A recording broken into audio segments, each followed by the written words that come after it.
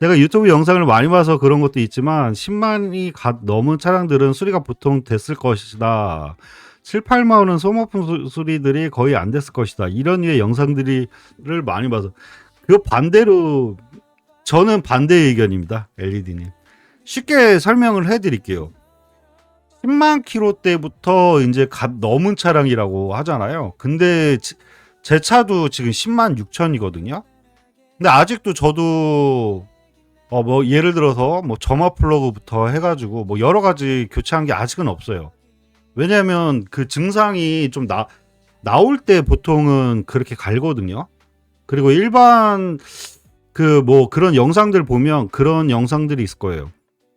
10만 킬로가 되면 뭐 예를 들어서 브레이크 저기 뭐지 그 브레이크 쪽 해서 그 뭐지 둥근 펜 그 명칭이 뭐지 하여튼 그런 부분하고 뭐 점화 플러그부터 해서 그리고 여러 가지 부속들이 많거든요. 예. 근데 그거를 보통 저희 나라 분들의 그게 딱 10만이 됐다고 해서 바로 갈고, 예, 워터펌프 뭐 그런, 예, 벨트 종류들, 예, 딱 10만 돼가지고 가시는 분 저 솔직히 못 봤어요. 예, 옛날에는 그 타임 벨트 자체가 고무 벨트였기 때문에 8만 킬로인가 그때 한 번씩 갈아줘야 되는 게 맞았거든요. 그게 좀 상식적으로 했었는데, 겉벨트 같은 경우는 좀 솔직히 소리가 나거나 뭔가 증상이 있어야지 사람들이 가시지 그거를 주기적으로 해가지고 따박따박 가시는 분들이 거의 없으세요. 그리고 저희가 이제 딜러들이 매입을 할 때 예를 들어서 10만 초반대나 10만 킬로 정도 되잖아요.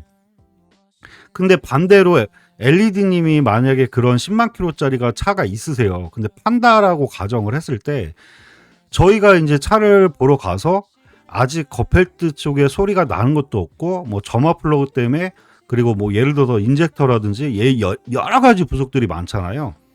예, 여러 가지 뭐 쟤네다 발전기가 될 수 있고 뭐 그래서 시동이 안 걸리거나 막 여러 가지 증상들이 아무것도 없는데 거기에다가 이게 10만 킬로 정도 됐으니까 이제 점화 플러그도 다 갈아야 되고요.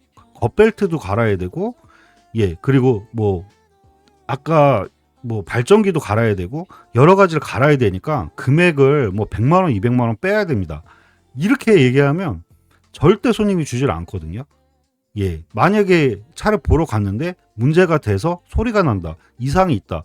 이러면 그거를 물어봐서 이런 수리 비용이 들어가니까 빼야 되겠네요. 그렇게 와가지고 고쳐서 수리를 하거나. 근데 이렇게 하지 아무 증상도 없는 차를 그거를 수리비를 다 빼서 가져와서 미리 수리를 싹 해놓고 판다?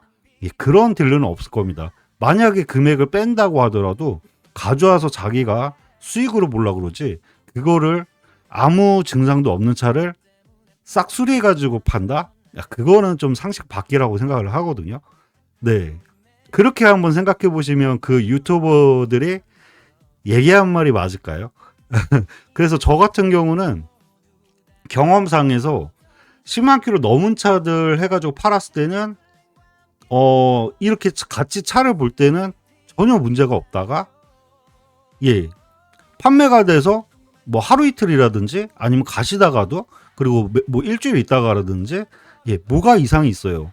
뭐 방전이 잘 돼요. 뭐 여러 가지 얘기들을 되게 많이 하신 경우들이 되게 많아가지고 저는 연식이 10년이 지나도 주행거리 쪽을 좀 짧은 걸 팔았을 때는 예, 고장난다 이런 얘기들이 거의 없으셨거든요. 예, 제가 한 4,000대 이상 판매를 해봤을 때, 저는 정비사가 아니기 때문에, 예를 들어서 뭐 이거를 다 진단기 물려보고 다 한다고 해가지고 다 나오는 건 아니거든요. 예, 그래가지고 보통 뭐 이게 중고차에서 고장난 거 속아서 샀다, 뭐 점검도 제대로 안 하고 팔았다, 이런 것들이 주로 가셔서 그런 소모품들이 하나씩 나가서 수리가 들어가니까 그런 얘기들이 많다. 근데 이렇게 보시는 게 더 현명하실 것 같습니다.